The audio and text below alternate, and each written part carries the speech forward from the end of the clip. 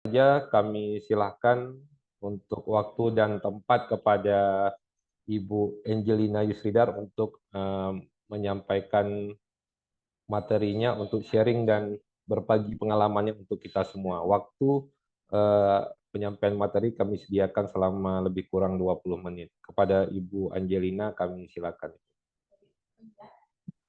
Ya, terima kasih. Bisa dengar suara saya ya? Iya, Oke, bisa, Ibu. baik.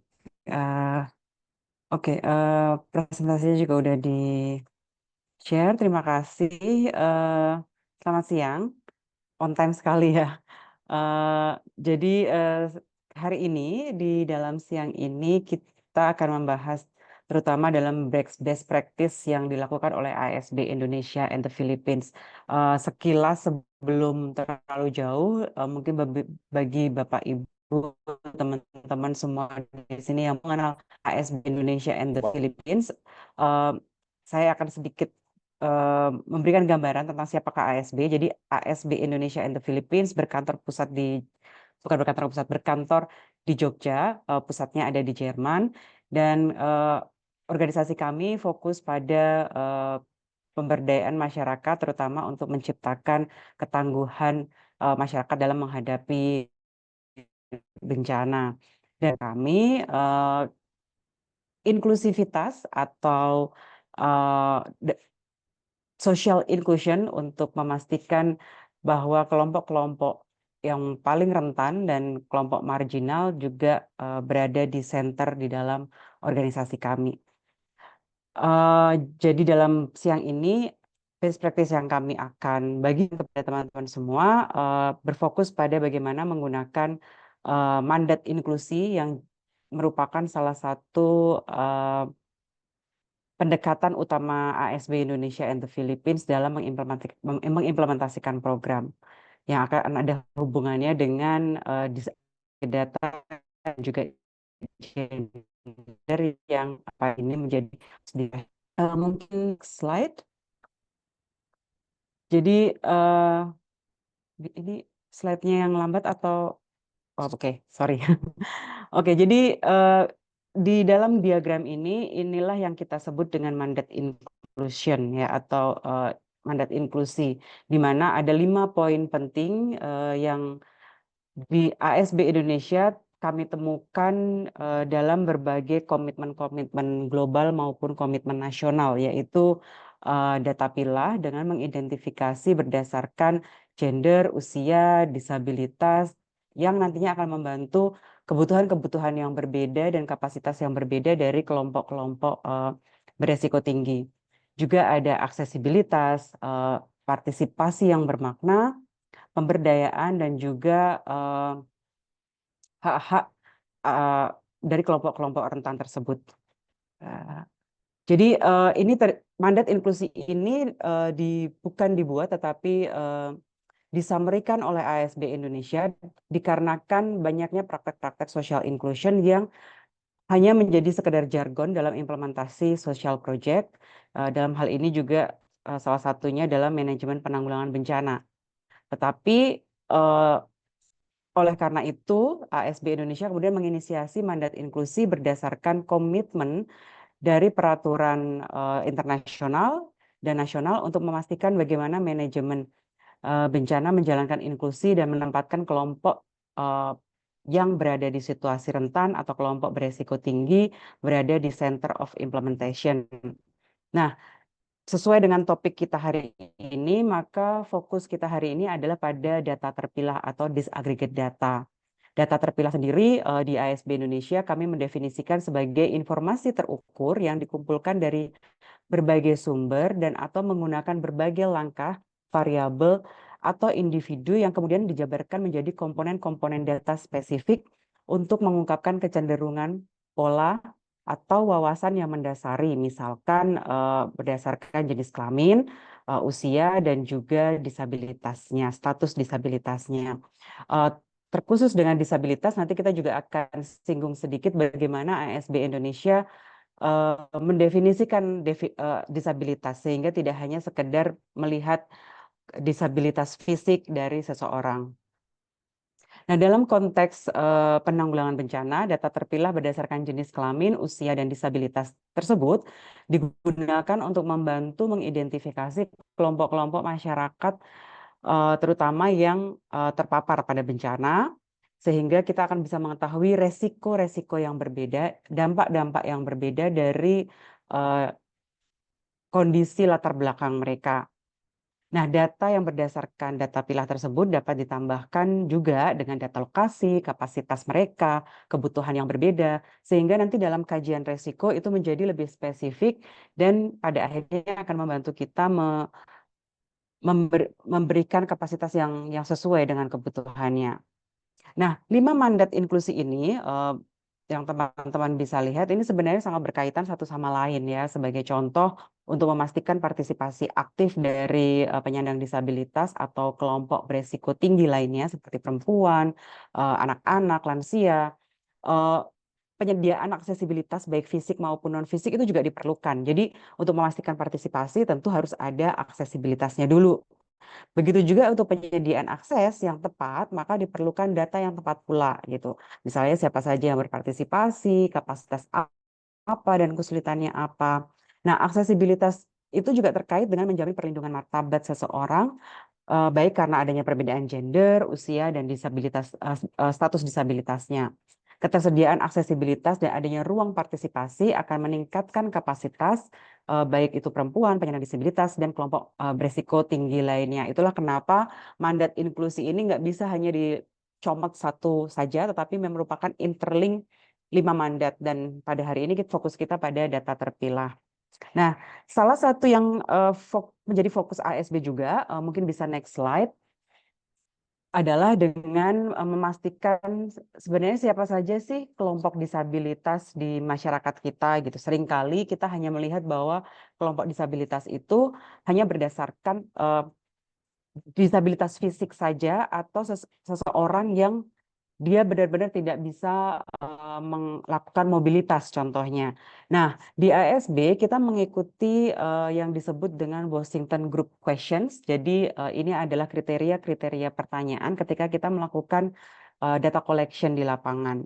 Yaitu ada standarnya sebenarnya ada 6 group questions yang membantu ASB melakukan data pilah khususnya menentukan siapa saja sebenarnya penyandang disabilitas itu. Contohnya ketika kita mengatakan oh penyandang disabilitas tuli itu mungkin tidak harus yang benar-benar dia tuli dari lahir. Jadi ada pertanyaan misalkan di nomor berapa ini? Sorry, nggak terlihat di saya.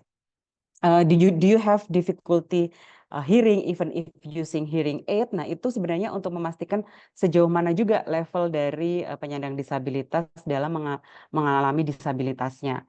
Nah, teman-teman yang nanti yang terlibat di dalam program ASB yang kemudian juga melakukan data collection itu kemudian memahami bagaimana membantu masyarakat contohnya menjawab pertanyaan ini sehingga kita mendapatkan data pilah yang sesuai dan sesuai dengan realita di lapangan gitu. Meskipun di pemerintah sendiri saat ini sudah juga melakukan data pilah ya, tetapi sayangnya beberapa data di pemerintah itu masih banyak yang belum sesuai dengan definisi disabilitas itu sendiri atau data pilahnya tidak sesuai dengan realita di lapangan. Nah, next. Beberapa praktek baik di ASB Indonesia dalam mengimplementasikan mandat inklusi khususnya dalam pemilahan data itu banyak hal yang nanti akan saya juga sampaikan. Nah, data terpilah di ASB ini kami menganggap sebagai pintu masuk untuk mengidentifikasi kebutuhan khusus dan kapasitas kelompok yang paling beresiko. Nah, data pilah sendiri dapat membantu seperti yang tadi saya sampaikan menginformasikan rancangan-rancangan, perencanaan, pengawasan, dan evaluasi sebuah layanan ataupun proyek-proyek penanggulangan bencana, program-program, atau bahkan kegiatan-kegiatan pemerintah sebenarnya untuk memastikan bahwa pendekatannya relevan dan targetnya telah mencakup semua orang. Nah, di ASB itu kita menggunakan data pilah bukan hanya untuk kepentingan proyek, melainkan juga untuk kepentingan organisasi. Mengapa? Itulah kenapa mandat inklusi itu merupakan pendekatan utama di ASB. Karena contohnya di ASB setiap kali ada kegiatan dan kegiatan apapun itu, kami menggunakan daftar hadir, di mana daftar hadirnya itu sudah ada data pilah berdasarkan gender, usia, jenis kelamin, usia, dan kemudian status disabilitas berdasarkan pertanyaan-pertanyaan pada Washington Group Questions. Nah, ini untuk memastikan bahwa peserta yang terlibat itu memang sesuai dengan target peserta yang kita harapkan, terus semua orang juga terlibat, dan apabila di dalam kegiatan itu mereka membutuhkan dukungan spesifik, maka kita bisa memberikan dan tahu bahwa ada kebutuhan-kebutuhan yang berbeda berdasarkan daftar hadir tersebut. Lalu selain memastikan bahwa mandat inklusi itu ada di dalam internal organisasi, di dalam bekerja sama dalam implementasi proyek, kita juga selalu menggandeng mitra lokal, terutama adalah organisasi penyandang disabilitas, baik dalam implementasi proyek ataupun respon kedaruratan, untuk memastikan bahwa peningkatan kapasitas masyarakat, kebutuhan masyarakat itu terpenuhi, terutama kelompok-kelompok yang paling rentan dan kelompok-kelompok berisiko tinggi lainnya. Nah, hal ini tuh termasuk juga ada co-creation ya. Jadi misalkan kita ada project atau proposal yang kami rasa ini sangat relevan dengan ASB, maka kami juga melakukan co-creation dalam proposal development dan juga pada project implementation. Termasuk saat ini kami juga sedang exploring bagaimana sih memonitor bersama-sama organisasi penyandang disabilitas, sehingga tidak hanya dari ASB memonitor mitra lokal, tetapi bagaimana kami bersama-sama memonitor proyek tersebut sehingga kita memiliki equal partnership bersama para mitra. Dan contohnya adalah saat ini yang pernah terjadi di ASB, yaitu pemetaan data pilah di Sumatera Barat dan identifikasi kapasitas komunitas berdasarkan hasil pemetaan tersebut. Ini kami juga menggandeng organisasi lokal. Kami juga setelah itu melakukan advokasi kepada pemerintah untuk melibatkan kelompok berisiko tinggi dalam penanggulangan bencana, khususnya juga bersama organisasi penyandang disabilitas. Nah, bersama dengan mereka, kami mengadvokasi pemerintah nasional dan subnasional dalam hal ini implementasi penanggulangan bencana mengikuti mandat inklusif ya. Bahkan kita perkenalkan juga mandat inklusi hingga ke level desa. Beberapa contohnya adalah proyek-proyek yang saat ini berjalan di ASB.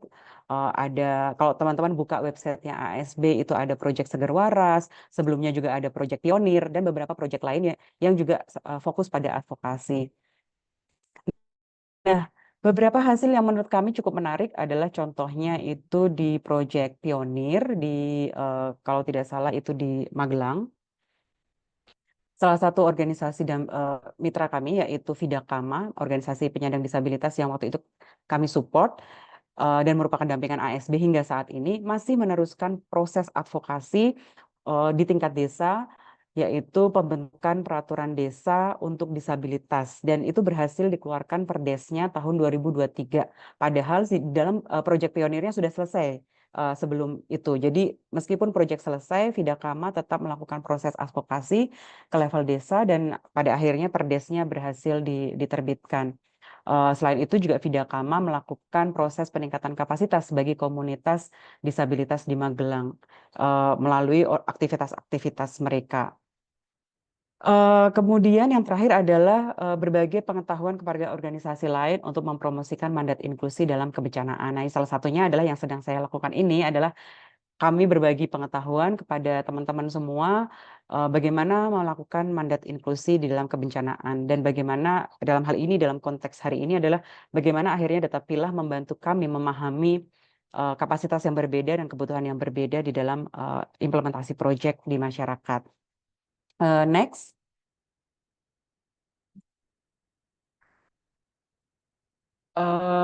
Di slide ini memang sangat kecil sekali ya, tapi ini adalah contoh, karena ini sebenarnya filenya cukup panjang. Saya supaya masuk dalam satu slide itu saya jadinya kecil-kecil sekali. Tapi ini sudah saya bagikan ke teman-teman panitia. Nanti kalau mungkin teman-teman ada yang menghendaki, silakan di PDF-kan dan bisa di-share ke peserta. Di sini bisa dilihat ini beberapa contoh.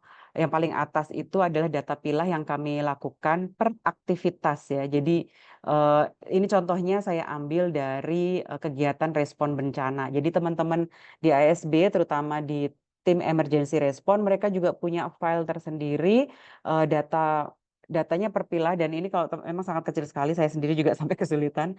Tapi ini jadi per nama ya, mereka ada nama, terus kemudian di dalam nama itu ada usianya berapa, jenis kelaminnya apa, kemudian status disabilitasnya bagaimana, terus yang di bawah ini adalah misalkan di sektor kebutuhan air gitu ya, misalkan di sini ada toiletnya di desa tersebut itu bagaimana, apakah berapa toilet untuk laki-laki, berapa toilet untuk perempuan, berapa toilet komunal yang sudah dibangun. Jadi benar-benar menggunakan data pilah ini, dan kami selalu save. Dan memang ini sengaja saya kecilkan karena beberapa data kan sangat private ya, jadi kami memang tidak bisa membuka keseluruhan gitu. Karena memang privasi juga merupakan bagian yang harus kami jaga di ASB Indonesia. Next.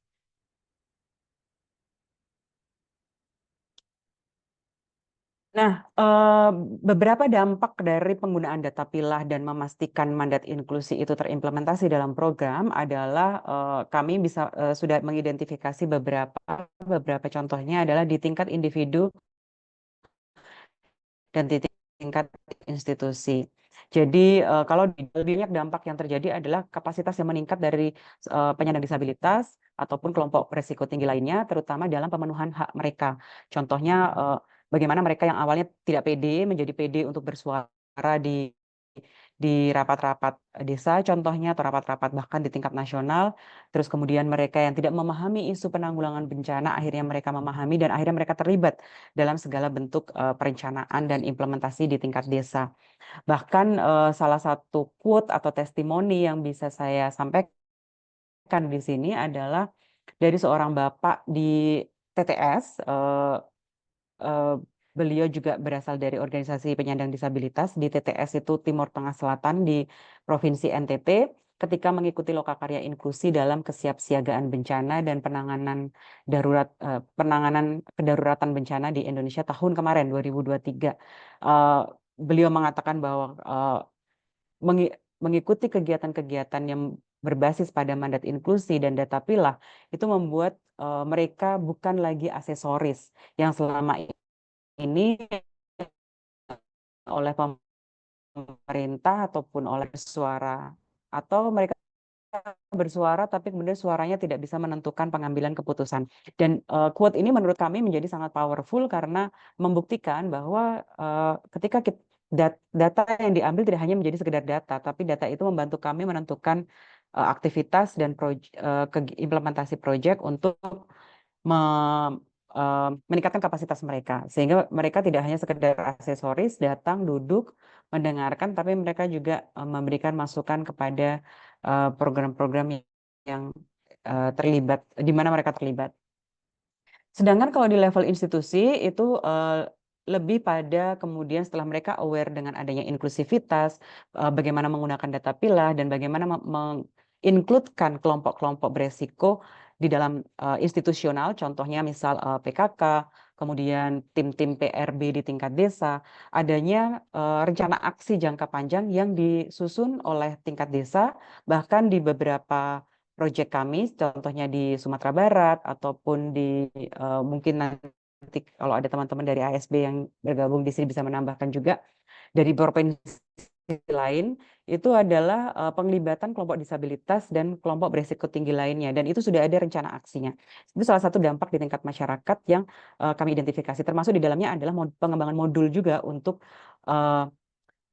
DRR atau penanggulangan penanggulangan bencana di ASB dan BPPD. Jadi modul yang didevelop oleh BPPD pun sekarang sudah mengconsider mandat inklusi juga. Next. Secara sekilas saya tidak akan membicara banyak, tapi ini salah satu contoh juga testimoni dari praktek baik yang dilaksanakan oleh ASB dalam memastikan mandat inklusi, salah satunya di data pilah. Nanti mungkin teman-teman bisa membaca karena cukup panjang. Silakan next. Nah, kami tidak pungkiri meskipun banyak praktek baik dan juga dampak-dampak yang ada di masyarakat telah bisa kami capture, tetapi ada juga tantangan dalam melakukan data pilah tersebut dalam proses sehari-harinya di ASB, terutama apabila kita berhubungan dengan masyarakat ataupun pemerintah daerah.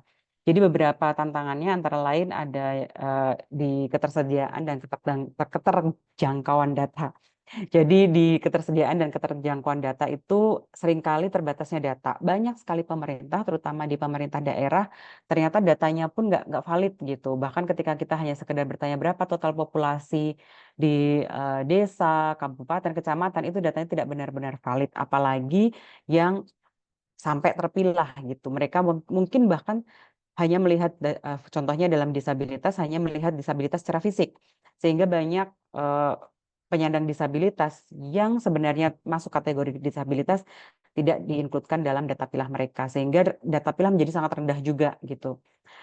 Pun begitu di dalam data collection method atau metode pengambilan data, di mana seringkali tidak hanya dari pemerintah, tapi juga dari organisasi-organisasi yang bergerak hingga level desa itu menggunakan desain survei yang rata-rata itu tidak menginkludkan pertanyaan-pertanyaan yang didesain untuk mengidentifikasi siapa saja sih kelompok beresiko tinggi ataupun siapa saja kelompok disabilitas. Nah, Washington Group yang tadi di awal saya jelaskan sebenarnya sangat membantu ya, alat yang sangat membantu untuk bisa mengidentifikasi. Sayangnya tidak semua organisasi bahkan pemerintah menggunakannya, sehingga memang akhirnya kalaupun ada data pilah itu menjadi data pilah yang general yang harus kita telaah lagi kalau ASB berada di lingkup wilayah tersebut. Nah, tantangan yang berikutnya adalah pendekatan yang tidak inklusif. Jadi meskipun dalam pengambilan data di survei desainnya ini untuk inklusivitas misalnya, tetapi sayangnya pada saat pengambilan data seringkali nggak inklusif gitu. Jadi data metode pengambilan data yang tradisional itu seringkali tidak aksesibel bagi penyandang disabilitas. Jadi contohnya mungkin hanya sekedar menyebarkan survei via online atau via Google Form. Padahal mungkin bagi penyandang disabilitas yang memiliki hard vision itu agak kesulitan kalau harus menggunakan alat-alat online tools gitu.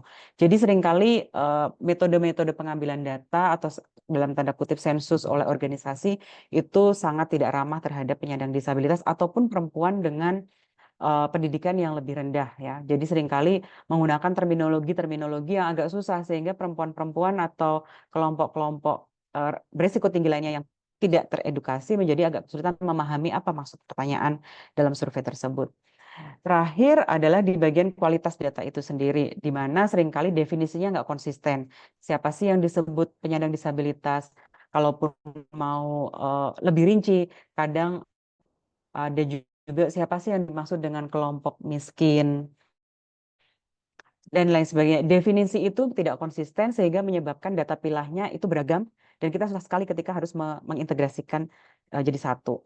Terus juga bias laporan. Ini seringkali ketika organisasi ataupun kalau kita bekerja sama dengan siapapun itu seringkali laporannya menjadi bias karena masih ada social stigma. Misalkan kita bekerja sama dengan kader yang baru sekali belum pernah bergabung dengan ASB sebelumnya contohnya, seringkali laporannya menjadi cukup bias karena social stigma dan ketakutan akan diskriminasi. Jadi kader seringkali hanya melihat apa yang didapat, tetapi karena ketika kita bicara soal disabilitas, si si responden itu takut kalau nanti itu menjadi dia menerima diskriminasi atau social stigma sehingga akhirnya dia pun melaporkan sesuatu yang mungkin karena takut didiskriminasi jadi dia melaporkan sesuatu yang berbeda dan itu yang ditangkap kader gitu. Jadi itu seringkali membuat kita tidak mendapatkan data yang reliable karena dari pihak respondennya sendiri merasa adanya social stigma saat ini yang masih ada dan takut akan didiskriminasi jika akhirnya harus jujur pada kondisi mereka.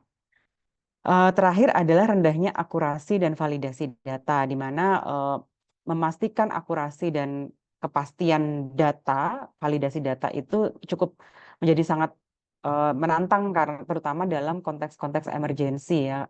Apalagi dalam konteks yang Merapi meletus, semua orang panik, tentu mengambil data dalam kondisi situasi yang emergensi itu sangat susah untuk memastikan kevalitannya gitu, karena prosesnya harus yang cepat, tapi di saat bersamaan juga tidak boleh memberikan pressure kepada responden. Em, Terakhir adalah takeaway yang bisa saya sampaikan, karena waktu kami hanya 20 menit, jadi pengambilan data dan penggunaan data pilah di ASB Indonesia itu untuk membantu kami memastikan kebijakan dan praktek PRB yang inklusif. Sorry, saya lupa next di slide-nya. Nah, hal ini membantu ASB memahami dampak yang eh, tidak proporsional yang dialami oleh kelompok berisiko tinggi dibandingkan dengan kelompok lain yang pada akhirnya akan membantu memberikan dukungan sesuai dengan kebutuhan kelompok terdampak. Jadi, eh, sekilas tentang bagaimana ASB melihat data pilah, bagaimana kami menggunakan data pilah, dan bagaimana data pilah menjadi salah satu pintu masuk untuk kami mengimplementasikan social inclusion dalam proyek-proyek eh, dan emergency response. Demikian dari saya. Terima kasih, saya kembalikan ke moderator.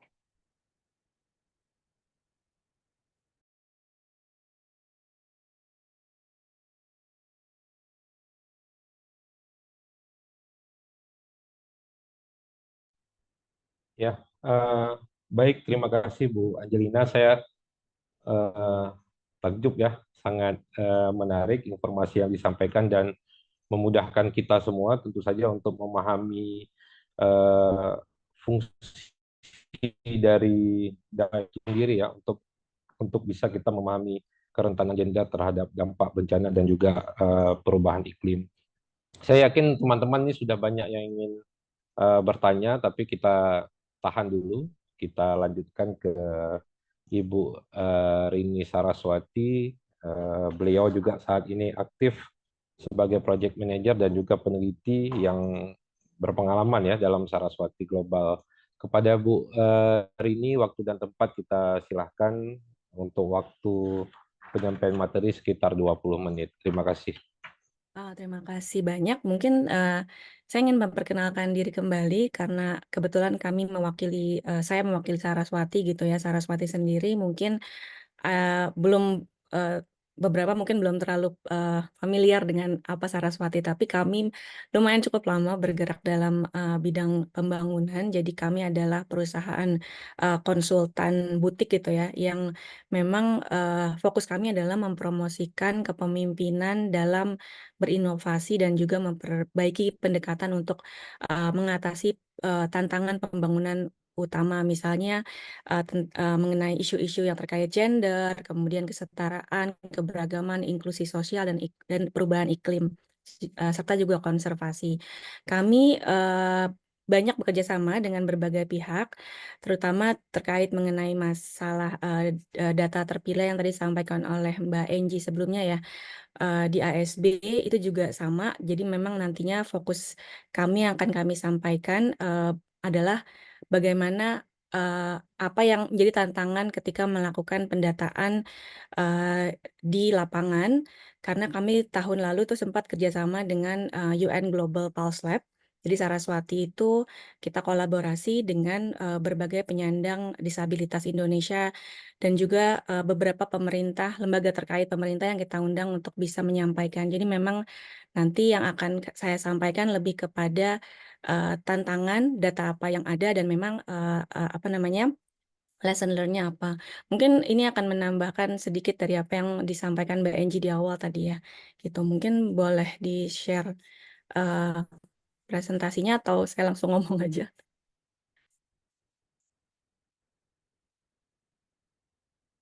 Oke, ini ada slide-nya nggak ya atau memang nggak ada? Ya, Bang Arifin, gimana Bang? Ada slide-nya Bang? Kebetulan sama saya belum di-share. Sebelumnya sudah di-share sama siapa? Oh, Eh, sama yang Kak di Rini. awal Oh, sama dari siapa namanya? Mbak Dian Budian ya? ya? Oke, Heeh. sebentar.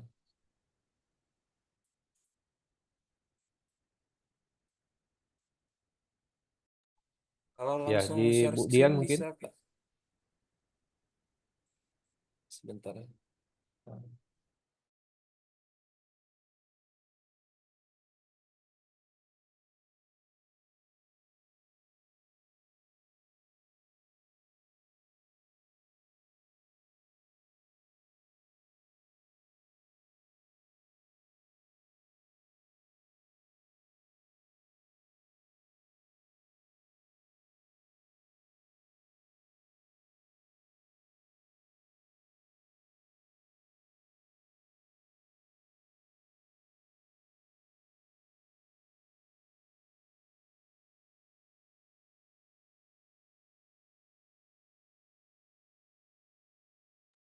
Eh, Mohon maaf Kak Rini, kalau Kak Rini langsung yang share screen boleh. Kebetulan Mbak Diannya lagi di lapangan, jadi belum bisa ngirim datanya.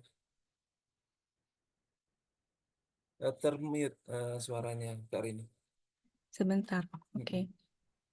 Mm-mm. Bentar. Mungkin ini kayaknya. Kalau yang sekarang bisa kelihatan kah?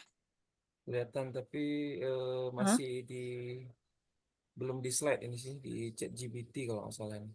Oke, sudah. Ya. Oke. Sorry ya. Oke, mungkin saya lanjutkan lagi aja. Jadi memang ini lebih ke arah kalau boleh kami dari Saraswati sampaikan, ini mungkin tadi Mbak Enji sampaikan lebih ke ASB-nya. Tapi kalau dari Saraswati, karena kebetulan tahun lalu kita itu kerja bareng dengan UN Global Pulse Lab. Terus kita undang juga beberapa pemangku kepentingan dari beberapa OPD, kayak misalnya waktu itu ada dari Sigap, kemudian dari HWDI, dan dari Komisi Nasional Disabilitas juga kami undang. Terus kemudian ada beberapa dari kementerian itu kalau nggak salah dari Kemenkes kita undang. Terus kemudian ada dari Dukcapil, karena memang mereka yang melakukan pendataan disabilitas.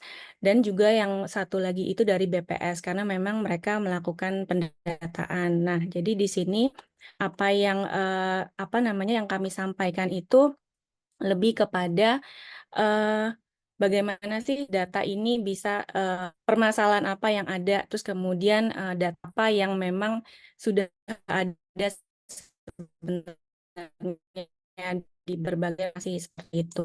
Misalnya di hari diskusi kami itu dengan berbagai organisasi dan juga stakeholder gitu ya, itu bisa dilihat berbagai data. Pertama, kalau kita melihat dari data kesehatan, itu ada Riskesdas, survei kesehatan dasar, yang itu memang dilakukan oleh Kemenkes, tapi memang sifatnya tidak setiap tahun dilakukan, jadi berkala, dan memang publikasinya itu sesuai dengan tema yang memang saat itu lagi relevan gitu.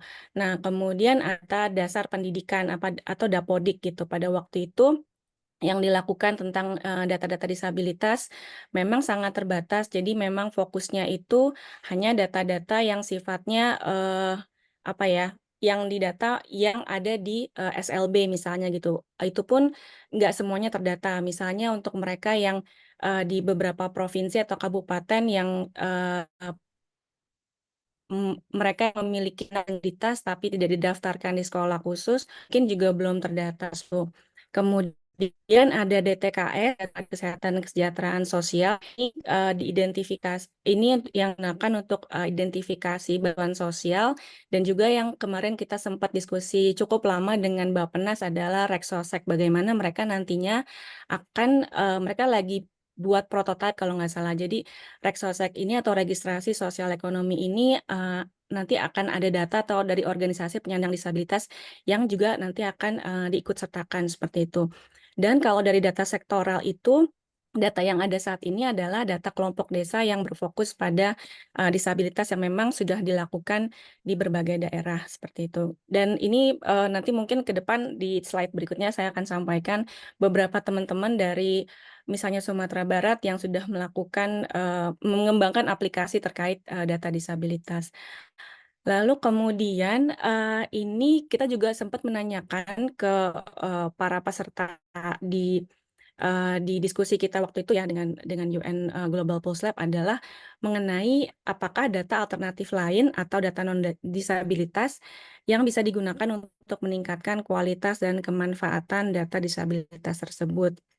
Nah, sebenarnya ini untuk mengurai permasalahan identifikasi diri dan stigma dalam pendataan disabilitas di Indonesia. Mungkin yang tadi disampaikan oleh Mbak Enji di awal bahwa ada bias gitu kan, dan karena adanya stigma sosial, kemudian adanya stereotip, juga mungkin ada beberapa hal yang tidak terungkap ketika mengidentifikasi diri, terutama mungkin di spektrum disabilitas mental atau intelektual seperti itu. Nah, pertama data yang ada itu adalah data dari BPJS. Ini sebenarnya udah menggunakan informasi ya seperti nama, alamat atau rekam medis, tapi memang mungkin belum mendukung inklusivitas seperti informasi terkait suku, kemudian disabilitas layanan publik, terus kemudian jumlah kelompok beresiko dan pendampingan kasus kekerasan. Nah, kemudian informasi yang kami dapatkan juga dari teman-teman di Dukcapil itu adalah, dan data Kemenko PMK itu perlunya ada penyetaraan informasi disabilitas dalam pendataan, termasuk kelompok usia, jenis kelamin, status ekonomi, dan juga pendidikan. Nah, kemudian data yang ada lainnya adalah yang kita undang waktu itu, informasinya adalah data dari Kementerian PUPR. Karena ternyata data disabilitas juga digunakan untuk bisa untuk mereka dalam memberikan bantuan pembangunan rumah susun bagi masyarakat miskin. Tapi memang sayangnya data ini belum bisa benar-benar terpilah, sehingga misalnya kayak fasilitas terapi di situ yang dibutuhkan itu, atau misalnya akses kebutuhan itu belum sepenuhnya tercukupi seperti itu. Tapi memang inisiatif untuk ke sana ada, walaupun memang mereka masih mentok di pertanyaan ini gimana caranya, seperti itu. Nah, lalu kemudian sebenarnya kalau dari informasi yang kita dapat, yang kita catat juga, gimana sih sebenarnya data disabilitas saat ini digunakan. Nah, kebutuhan dan pemanfaatan data disabilitas itu mungkin tadi yang udah disampaikan di awal ya Mbak Enji ya. Ini adalah pertama untuk pemenuhan hak penyandang disabilitas. Nah, kedua itu untuk perencanaan program pembangunan, yang ketiga itu adalah advokasi kebijakan berbasis data dan pemenuhan layanan khusus penyandang disabilitas. Tapi kita juga merekomendasikan bahwa memang penting untuk melakukan riset khusus data disabilitas dan kebijakan untuk memahami data disabilitas itu sendiri. Karena memang ketika kita melakukan riset, ini tidak bisa dilakukan sendiri karena perlunya pelibatan OPD atau organisasi penyandang disabilitas dalam melakukan data dan pendampingan ketika melakukan misalnya sensus seperti itu. Nah, kemudian bagaimana koordinasi antar KL itu dapat ditingkatkan? Sebenarnya kalau koordinasi ini pentingnya juga mereka untuk melibatkan OPD, karena kemarin diskusi yang cukup alot gitu ya antara kementerian, terutama kementerian waktu itu adalah BPS dengan dengan OPD yang kami undang, berbagai organisasi yang kami undang adalah minimnya keterlibatan mereka dalam diikut sertakan usulan-usulannya. Mungkin ada gitu dari BPS sendiri, pihak mereka menyatakan kami udah berkonsultasi gitu kan dengan para OPD. Tapi dari pihak OPD itu sendiri mengatakan pada saat realitanya, pada saat misalnya sensus nasional itu banyak enumeratornya mereka juga terhambat. Yang mungkin tadi yang Mbak Eji sampaikan di awal, adanya stigma bahwa dari pihak enumerator sendiri itu ada ketakutan bahwa mungkin pertanyaan yang diajukan menyinggung seperti itu. Jadi banyak yang terskip, bisa dibilang seperti itu. Dan itu memang perlu ada jadinya kayak semacam penguatan di masing-masing KL dan juga dari pelibatan OPD itu sendiri. Kemudian bagaimana kerjasama dan dukungan antar pemangku kepentingan dapat terlaksana. Sebenarnya memang agak klasik jawabannya ya, karena ada penganggaran dan pengembangan kapasitas memang masih dibutuhkan ternyata, karena memang itu hal yang cukup signifikan ketika kita melakukan pembahasan misalnya dengan pemerintah. Karena seperti yang tadi disampaikan kan data disabilitas itu banyak ya. Ada yang dari data pendidikan, data kesehatan. Nah, ini ke depannya dengan adanya Reksosek bagaimana data ini bisa dikumpulkan menjadi satu dan ini bisa dimanfaatkan tidak hanya ketika terjadi bencana, tapi juga bagaimana ini bisa dimanfaatkan untuk kepentingan hal lain di luar itu gitu. Nah, kemudian memang perlu adanya monitoring dan evaluasi yang saat ini memang masih belum terlaksana gitu dan masih menjadi apa ya namanya PR karena masing-masing organisasi pun kadang melakukan itu sendiri karena merasa apa ya contoh misalnya organisasi untuk yang untuk mendata mereka yang memiliki permasalahan kesehatan mental misalnya, itu kan agak sedikit unik gitu ya, pertanyaan-pertanyaannya mungkin bagaimana memodifikasi dan sebagainya. Jadi kadang-kadang setiap organisasi itu, terutama ketika terjadi bencana atau misalnya kemarin melihat dampak COVID, itu pendekatannya jadi masing-masing gitu, seperti itu.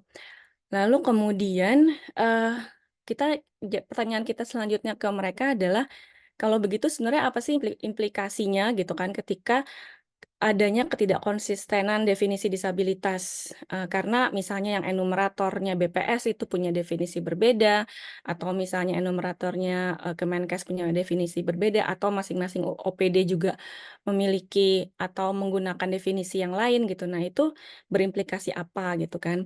Pertama itu adalah, pastinya ada perbedaan, ketika pemerintah melakukan inisiasi program di daerah khususnya itu akan menyebabkan ketidakmerataan bantuan. Nah, terutama bagi mereka yang penyandang disabilitas yang misalnya butuh, kursi roda atau kaki palsu atau mereka yang memang, spektrumnya tidak terlihat gitu kayak misalnya, berbagai, apa namanya, kesehatan jiwa dan disabilitas intelektual.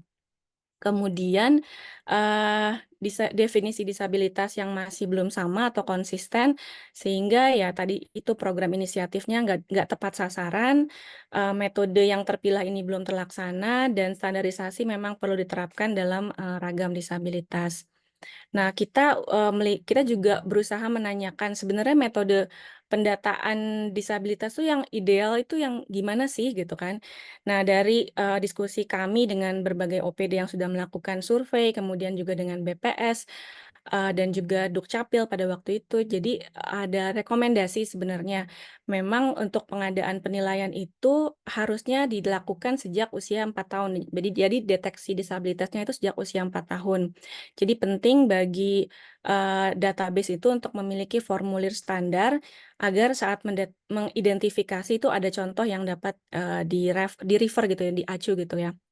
Kemudian, pelibatan lebih banyak aktor dan sektor yang akan menginventaris dan memutakhirkan data. Karena memang dari, tadi yang kami sampaikan di awal adalah, minimnya pelibatan OPD. Mungkin udah ada OPD yang terlibat, tapi baru sampai di level, diskusi di awal gitu. Jadi pada saat benar-benar melakukan sensusnya, misalnya itu belum sampai, melibatkan mereka gitu kan. Nah, terus kemudian, yang ketiga adalah ketika terdeteksi ada gejala disabilitas dalam NIK atau, kegiatan apapun perlu ada peran serta disability assessment dari Vaskes di tingkat terdekat, misalnya di puskesmas atau di Pustu. Kemudian adanya standar untuk istilah jenis-jenis disabilitas sehingga dapat menjadi acuan dan, yang terakhir adalah metode yang mengedepankan ragam dan kebutuhan khusus, serta kerentanan dan harus ada pembaruan data yang berkala. Dan juga adanya afirmasi tentang perlindungan data pribadi. Mungkin tadi yang Mbak Enji sampaikan di awal bahwa ketika enumerator itu menyampaikan, atau menginterview, responden gitu ya, perlu memang adanya, apa ya, kayak memastikan bahwa data ini adalah data yang, bisa terjamin privasinya, seperti itu. Lalu kemudian sebenarnya siapa sih yang dapat menjadi, penilai disabilitas dalam sensus disabilitas? Memang, mereka yang, memiliki kapasitas dan pengetahuan yang cukup, terus kemudian perlu adanya kolaborasi, berbagai macam kolaborasi dengan OPD, nggak cuman di level hanya ketika, apa ya, di level awal gitu ketika pengen tahu ini gimana sih ngedata di lapangan, tapi juga mungkin adanya keterlibatan berkala dari masing-masing organisasi ketika memang benar-benar pengambilan data di lapangan. Jadi organisasi tertentu atau mereka yang memiliki spektrum yang berbeda itu yang bisa diikut sertakan gitu. Nah, kemudian ya, aktor tersebut memiliki pemahaman karakteristik yang berbeda dari jenis disabilitas yang berbeda. Salah satunya adalah pendataan kesehatan jiwa atau mental. Nah, terus apa yang menjadi tantangan ini sebenarnya tadi mungkin yang Mbak Enji sampaikan di awal, pertama hampir mirip ya, jadi adanya keterbatasan pemahaman enumerator dalam mengajukan pertanyaan, terus kurangnya pemahaman kesadaran tentang tujuan kenapa sih data ini terus harus diperbaharui, terus kurangnya partisipasi OPD dari awal karena memang adanya stigma negatif, kemudian tantangan dari data tunggal. Kemudian masalah yang disebabkan oleh penolakan orang tua, misalnya ketika mereka mau mendaftarkan anaknya dengan kebutuhan khusus, tapi tidak diterima karena tidak semua kabupaten itu punya sekolah luar biasa misalnya, dan sebagainya. Mungkin nanti teman-teman bisa baca slide-nya, itu agak panjang isinya. Yang terakhir, nah ini berbagai praktik baik yang kami cukup appreciate gitu ya ketika ngobrol dengan teman-teman OPD. Pertama ternyata di PPDI itu yang di Kota Padang mereka udah punya aplikasi, jadi namanya Sidisa. Jadi Sidisa ini sistem informasi pendataan disabilitas di kelurahan. Nah, ini untuk mendukung penyandang disabilitas mempunyai kedaulatan dalam pendataan disabilitas. Terus juga ada teman-teman lain yang mereka udah melakukan pengumpulan data misalnya yang dilakukan oleh komunitas peduli skizofrenia Indonesia, ada Bipolar Indonesia, ada komunitas borderline Indonesia, dan sebagainya. Tapi memang masih diperlukan panduan ya, terutama ketika memastikan data pilah, terutama dalam konteks kebencanaan. Jadi pengalaman dalam respon bencana pada penyandang disabilitas, terutama mental, itu stigmanya masih cukup kental karena kurangnya literasi. Banyak juga yang mengaku atau self-diagnose gitu kan. Mereka bilang kalau saya punya disabilitas mental, padahal mungkin enggak seperti itu. Dan sekarang juga yang dikembangkan oleh Bappenas, Reksosek itu udah sangat jelas mereka mendefinisikan siapa yang disabilitas, siapa yang tidak. Jadi data yang disensus bisa aja berubah. Kalau misalnya ada orang yang tadinya mungkin baik-baik aja, tapi ketika disensus dia punya stroke misalnya. Jadi itu ada perubahan-perubahan itu sudah mulai di-acknowledge oleh Reksosek. Mungkin itu saja dari saya. Terima kasih.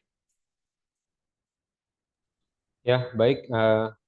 Terima kasih Bu Rini, menarik sekali informasi yang disampaikan ya. Kita melihat peran data itu sangat penting ya, terutama untuk kita menyusun sebuah kebijakan, termasuk juga kebijakan dalam penanggulangan bencana ya. Jadi jika datanya tidak baik ya tentu saja mungkin analisisnya akan berbeda hasilnya. Baik, masuklah kita ke sesi selanjutnya, yaitu sesi diskusi dan tanya jawab. Mungkin dari teman-teman sekalian ada yang mau didiskusikan? Ya, kita silakan. Ini kebetulan ada dua narasumber yang hari ini mau berbagi waktu dan sharing bersama kita semua, jadi mungkin bisa dimanfaatkan sebaik mungkin. Ya, silakan untuk teman-teman yang ingin bertanya atau berbagi pengalaman, berdiskusi terkait dengan tema kita pada hari ini.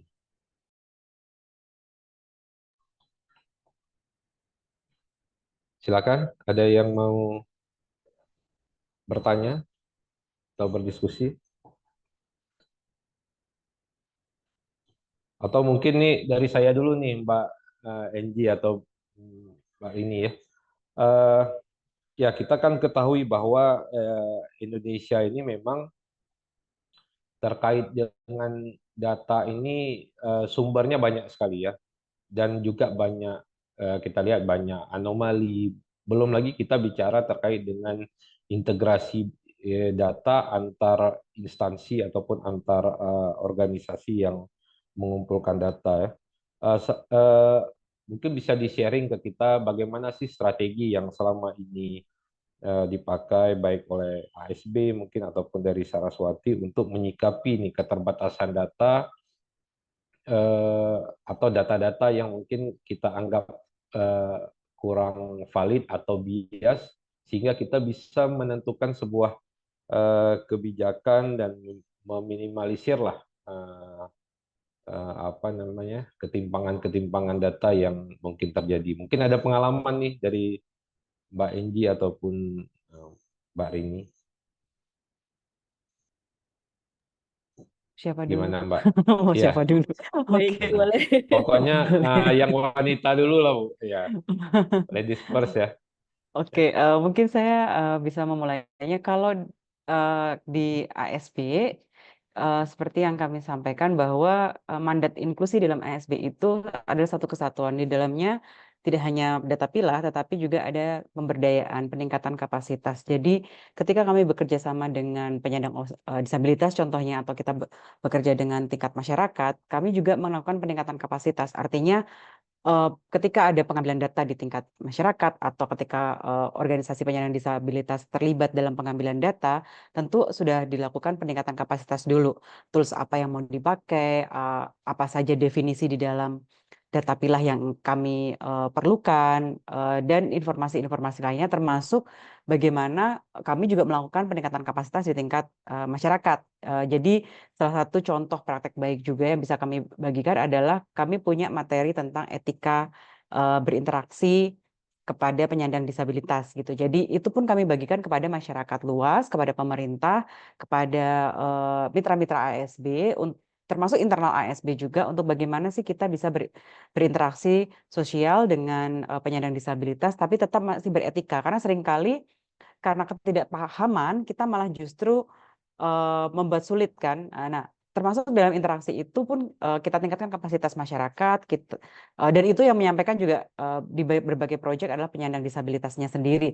Sehingga dengan peningkatan kapasitas itu pada saat pengambilan data, contohnya baik si surveyor dalam hal ini sudah tahu bagaimana, atau dalam quote and quote probing apa yang bisa dilakukan pada saat bertanya, melakukan survei atau berdiskusi dalam focus group discussion misalnya, pun begitu dengan masyarakat yang ditanya sebagai responden. Maka dan terutama di ASB sendiri ada informed consent juga ya. Jadi kita memastikan selain perlindungan data juga mau dipakai, data ini mau dipakai untuk apa sih? Kenapa kita ngambil data di masyarakat? Tujuannya untuk apa? Kalaupun ada publikasi, mereka berkenan nggak foto, cerita dan lain sebagainya dipublikasi di ASB Indonesia. Jadi hal-hal yang seperti itu kami consider menjadi sangat penting dan selalu kami ungkapkan dulu di awal sebelum kami mengambil data di masyarakat. Dan ini tidak hanya kepada kelompok disabilitas, tapi kepada semua masyarakat yang terlibat di ASB. Nah, baru setelah itu mereka akan aware, oh oke, ada orang mau ngambil data yang akan digunakan untuk ini, saya bersedia atau tidak. Dan kalau sudah ada penciptaan ruang yang aman dan nyaman antara responden dan surveyor, maka kami memahami bahwa maka data-data ataupun informasi itu menjadi lebih quote and quote jujur gitu untuk bisa disampaikan, dan pada akhirnya kami bisa memastikan validasi data. Tapi tentunya di level ASB dulu ya, karena untuk memastikan di dalam program-program yang lain, program pemerintah, proyek organisasi lain, tentu bukan menjadi ranahnya ASB, tetapi dengan berbagi pengetahuan, praktek baik yang ASB lakukan kepada pemerintah dan organisasi lain, tentunya harapannya juga bisa membantu untuk pemerintah dan organisasi lain juga melakukan hal yang kurang lebih sama. Jadi itu masuk di dalam advokasi, kegiatan-kegiatan advokasi yang kami lakukan. Demikian sih dari praktek baiknya ASB. Oke, mungkin aku bisa tambahin juga kalau misalnya Ya. dari apa yang memang pemerintah saat ini lakukan, karena kemarin yang Saraswati cukup banyak berdiskusi dengan BPS misalnya, itu kan memang pertanyaan terkait misalnya Washington Group Questions yang sudah ada, yang memang diadopsi oleh mereka ketika melakukan sensus, ini memang harus benar-benar dipahami gitu. Artinya tidak hanya sekedar set questions yang harus ditanyakan kepada masyarakat gitu ketika disurvei atau disensus, tapi juga masing-masing enumerator itu memang perlu memiliki pemahaman yang sama gitu, dan bagaimana mereka sendiri juga sebenarnya paham atau menghilangkan stigma yang ada atau menghilangkan ketakutan yang ada. Nah, ini memang sebenarnya lagi lagi digodok banget gitu. Artinya teman-teman di OPD itu lagi berusaha untuk mendekati juga pemerintah gimana caranya biar ada kolaborasi ini. Artinya ketika memang apa namanya survei atau sensus ini dilakukan, teman-teman OPD juga dilibatkan. Artinya memang untuk menghindari apa ya bias pertanyaan atau pertanyaan yang akhirnya ke skip gitu seperti itu. Nah itu sih yang memang saat ini coba dilakukan oleh teman-teman OPD. Mungkin itu kali ya. Ya, baik. Mungkin dari teman-teman yang lain. Ini peserta kita hari ini ada 63.000 orang ini. Jadi dari Aceh hingga Ambon sebenarnya, ya. Mungkin ada Halo, teman-teman dari Ambon nih, ada Bu Oki atau siapa? halo. Iya, silakan Ibu. Ya, selamat siang semua. Ya, Siang. Turunin iya, tangan dulu siang capek. Ibu. Nama saya Denny dari Oxfam di Indonesia. Apa namanya Oxfam tadi juga di apa namanya di bidang ketimpangan ya. Di salah satunya kita punya 3 program keadilan gender, keadilan ekonomi dan juga red influence termasuk di kebencanaan. Nah kemarin apresiasi untuk ASB Mbak Angelina kemarin kita saya bertemu dengan teman-teman di Oxfam di Timor. Dia ini persis apa yang disampaikan Mbak Angelina tadi. Dia mengintegrasikan gitu ya kuesioner kuesioner Accident Group ini di dalam integrasinya di asesmen kerentanan yang dilakukan gitu. Nah, saya punya 2 pertanyaan. Pertanyaan pertama adalah kaitannya dengan pendataan ketika apa namanya bencana terjadi ya, fase respon gitu. Kan apa namanya penting untuk mengidentifikasi gitu ya data terpilah gitu ya saat bencana terjadi gitu ya dalam rapid assessment. Nah, ada tips bagaimana itu dilakukan tanpa karena kan suatu situasi bencana ya ketika banyak pertanyaan gitu ya terlalu dalam itu akhirnya em, apa namanya membebani gitu ya yang notabene di dalam apa namanya situasi bencana gitu ya. Bagaimana tetap menghargai gitu ya dignity para korban bencana itu satu. Yang kedua adalah tipsnya seperti apa gitu ya. Kita pengen data terpilah sudah bagus agar spesifik gitu ya. Yang kedua adalah ketika data terpilah sudah ada gitu ya rapid assessment memiliki data yang baik gitu ya. Kita pada step selanjutnya kan di kebencanaan itu mengembangkan yang namanya respon plan gitu ya agar pada sejatinya gitu ya itu bisa feeding respon yang benar-benar dibutuhkan oleh masyarakat terdampak bencana. Nah, bagaimana data terpilah ini diintegrasikan gitu ya dan proses inklusinya ke dalam respon plan itu dilakukan. Terima kasih. Sesinya menarik sekali. Makasih. Terima kasih Mbak Deni, pertanyaannya juga sangat menarik sekali, sangat komprehensif. Jadi bagian yang pertama kalau tadi saya tidak salah catat adalah tentang bagaimana melakukan data pilah di saat respon bencana ya dalam situasi bencana. Pembelajaran yang dilakukan oleh ASB adalah tentu kita selalu bekerja sama dengan mitra lokal di wilayah terdampak karena meskipun dalam kondisi bencana karena secara jujur kan ASB memang kantornya di Jogja, sebagian besar stafnya ada di Jogja, jadi tentu untuk konteks-konteks lokal yang misalkan kebencanaan itu terjadi di luar, maka mungkin kita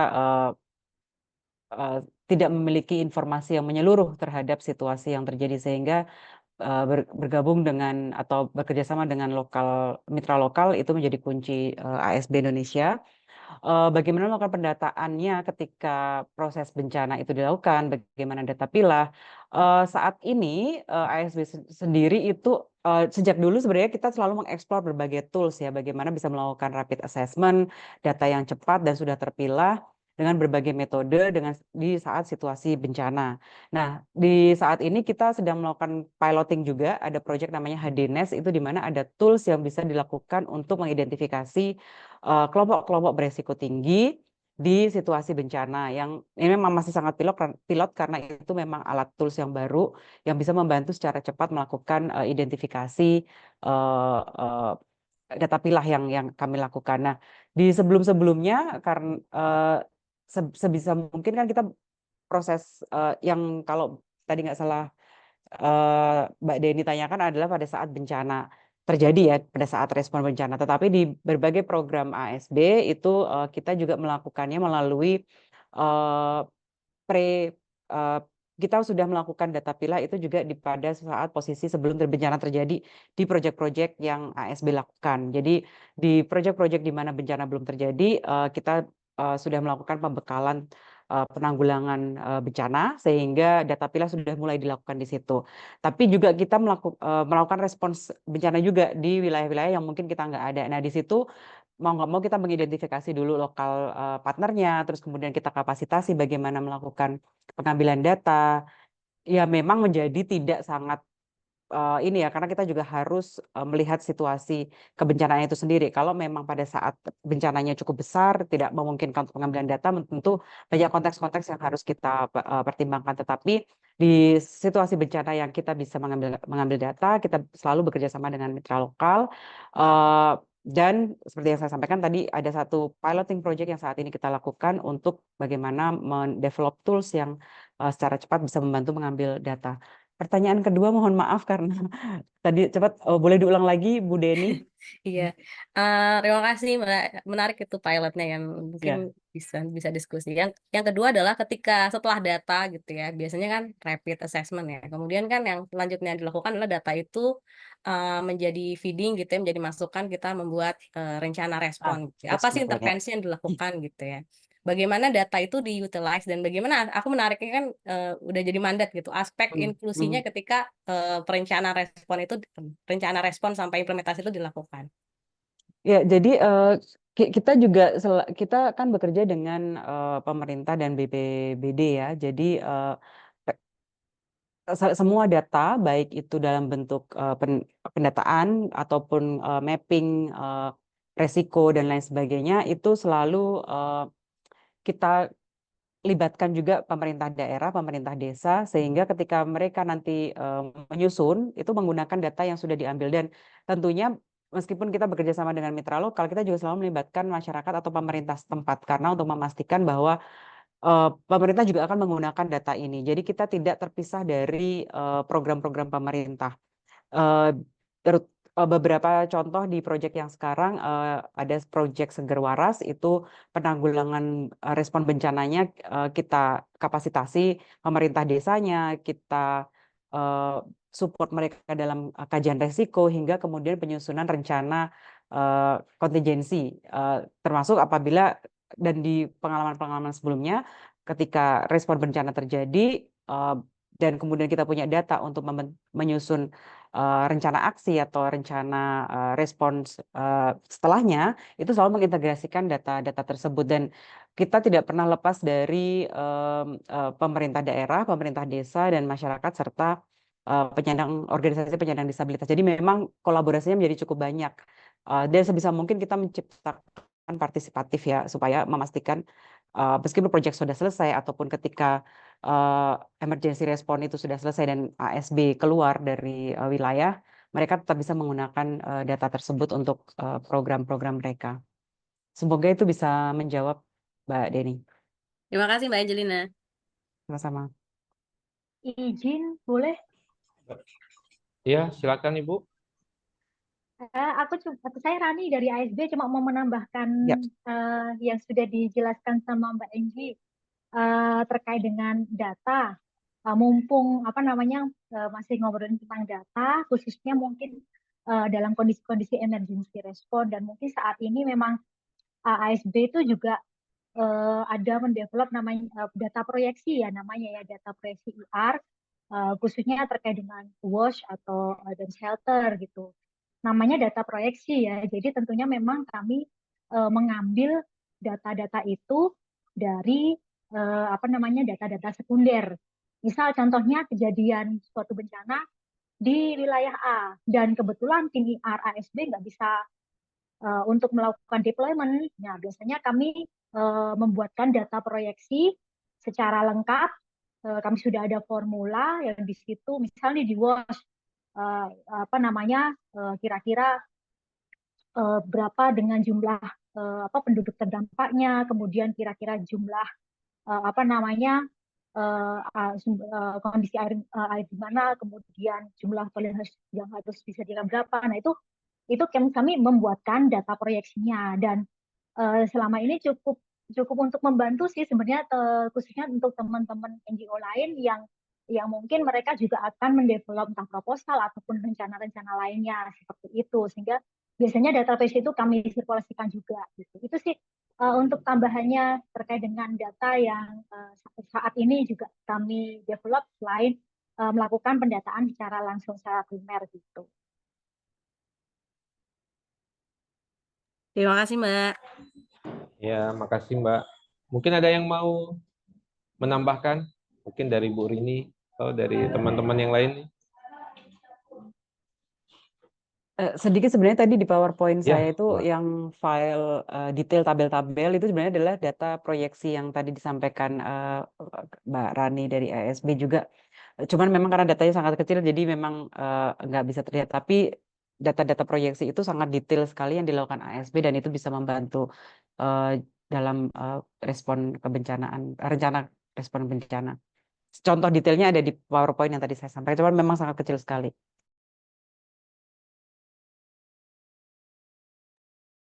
Ya, baik. Mungkin ada lagi nih dari teman-teman yang ingin bertanya atau menambahkan, mau sharing pengalaman di lapangan.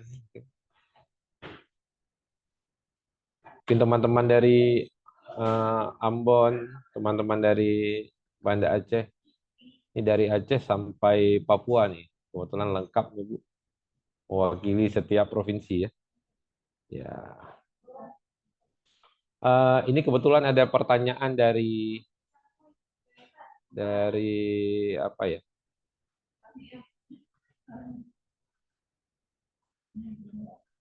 Oh, kok udah hilang nih Kayaknya pertanyaannya ya? di chat Oh iya, kayaknya di chat ada. ada nih ya. Dari saya nggak tahu nih Bapak atau Ibu Sawaludin ya. Apakah ada program yang dijalankan oleh ASB selain di Aceh ya, atau di provinsi manapun mungkin, dan apakah ada di daerah kami di Sulawesi Tenggara? Kalau di Silakan. saya Ya. mau menjawabnya di masa lalu lagi. Sebelumnya Ya. ASB juga bekerja di Sulawesi Tenggara ya. Di Palu juga ada, di berbagai daerah juga. Tapi sepertinya kalau yang di Sulawesi Tenggara mungkin sudah selesai. Nanti mungkin teman-teman ASB yang bergabung bisa juga menambahkan. Nah, saat ini kita bekerja di DIY Jawa Tengah, NTT, Sumatera Barat, beberapa daerah lain, beberapa yang lainnya adalah emergency response. Jadi di emergency response kita bisa bekerja dimanapun, tetapi yang penanggulangan bencana, peka iklim dan lain sebagainya adalah proyek-proyek yang istilahnya disaster prone area. Itu saat ini NTT, Jawa Tengah, di Sumbar itu emergency response. Tapi sebelumnya memang kita bekerja juga di Sulawesi Tenggara. Nah, kalau Bapak Salawaludin mungkin melihat potensi, kita bisa berdiskusi ke depan. Ya baik. Ya, mana tahu nanti mungkin ASB ada di seluruh Indonesia ya, Bu Angel ya. Jadi apa namanya, bisa bekerja bersama kita untuk terus menjadi pilot project untuk penanggulangan bencana ya di Indonesia. Apalagi daerah Indonesia ini kan hampir seluruhnya rawan bencana. Mulai dari Aceh hingga Papua ini kayaknya langganan bencana terus. Ya. Mungkin ada lagi nih dari teman-teman.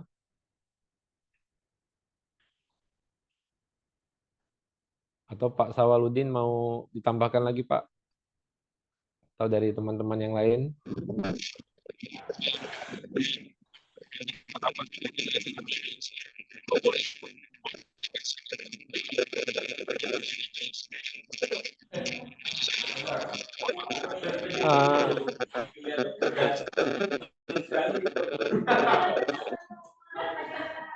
Ya, mohon maaf Pak, suaranya kurang jelas Pak.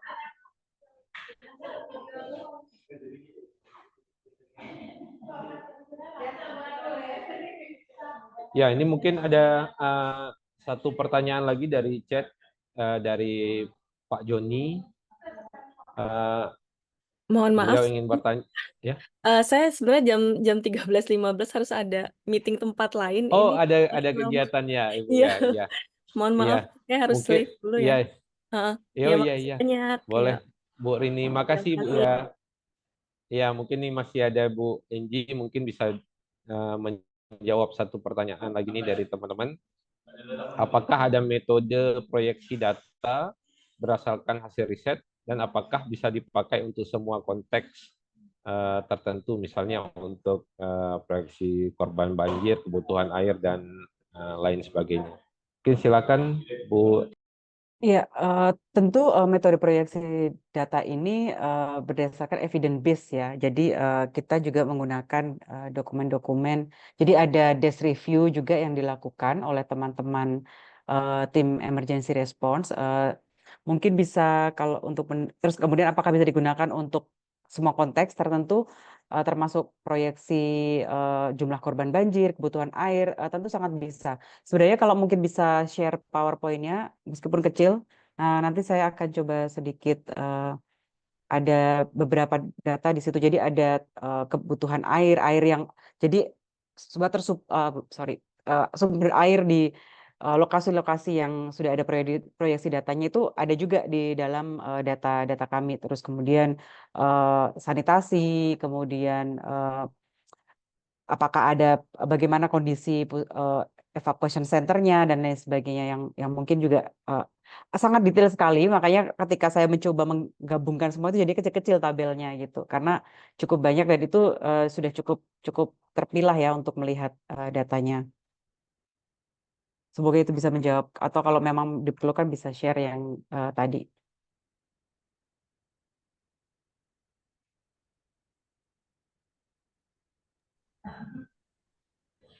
Ya, ini mungkin ada raise hand ya dari Pak Dewo ya. Ya, Silakan Pak, mungkin ya silakan. Ya, terima kasih. Sorry saya nggak open kamera. Saya bantuin Mbak Enji sehari-hari dalam bekerja. Mungkin menambahkan saja untuk apa tadi data, sorry apa tadi ya, proyeksi Proyeksi. itu ya betul berdasarkan literatur review dan lain-lain. Kemudian biasanya ada proporsi sekian persen dari populasi adalah penyandang disabilitas. Kalau nggak salah sekitar 10%. Nah, kami menggunakan persentase semacam itu. Kemudian untuk penentuan kebutuhan mengenai shelter dan WOS itu sumbernya dari standar minimum sphere gitu. Jadi jumlah penduduk nanti di proporsi berapa penyandang disabilitas, kemudian nanti dihitung misalnya sekian penduduk membutuhkan satu kran, misalnya 20 orang penduduk membutuhkan satu kran dan lain-lain. Sebentar lagi mungkin saya bisa kirimkan link ke Mbak Angie untuk nanti ditampilkan dashboard yang kemarin kita buat di Sumatera Barat. Mungkin itu saja tambahannya. Boleh, Mas. Ya, jadi ini memang sangat kecil ya tadi yang di share dan menambahkan tadi yang Mas Dewo sampaikan. Jadi contoh misalkan kebutuhan air sesuai dengan data di SPIR standar itu air bersih karena standarnya adalah minimum 15 liter per orang per hari, maka dengan total jumlah populasi di suatu wilayah maka dibutuhkan berapa liter sebenarnya per hari. Contoh seperti itu proyeksinya. Pun begitu dengan jumlah toilet, misalkan toilet di perempuan berapa, laki-laki berapa di suatu desa, maka dan kebutuhan proyeksi yang seharusnya minimum standarnya berdasarkan SPIR itu berapa, maka kita akan tahu berapa kebutuhan yang dibutuhkan ketika emergency response. ya baik. Ini juga dari Pak Sawaludin minta diberikan mungkin ada kontak dari ASB untuk kolaborasi dengan pusat studi kebencanaan di kampus. Mungkin itu Bu Angel. Ya. Boleh nanti dari ASB akan kirim ke panitia begitu, dan panitia bisa mengirimkan ke Bapak Sawaludin ya. Iya, boleh. Termasuk juga nih materinya hari ini kan keren nih, banyak yang minta nih Bu Angel materi hari ini. Mudah-mudahan nanti bisa di share juga ke peserta yang ini. Itu dari Pak Dewo ada dashboard ya? Iya. Dashboard yang untuk ini. Ya.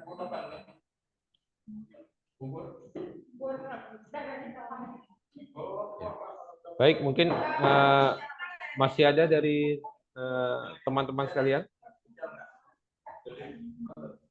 Mungkin kalau tidak ada lagi pertanyaan, mungkin ini waktu jualah yang memisahkan kita pada hari ini. Semoga kita bisa kembali bertemu pada knowledge sharing session koneksi kita yang selanjutnya, dan semoga narasumber ini diberikan kesehatan dan kita bisa bertemu kembali pada sharing-sharing berikutnya.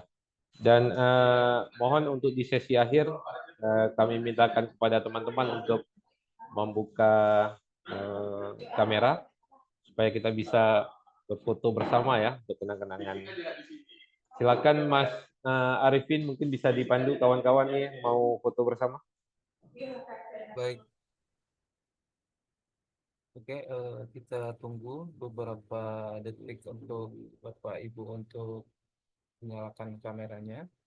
Ini ada sekitar 3 slide, berarti nanti ada 3 kali capture gambar, screenshot gambar dari laptop saya.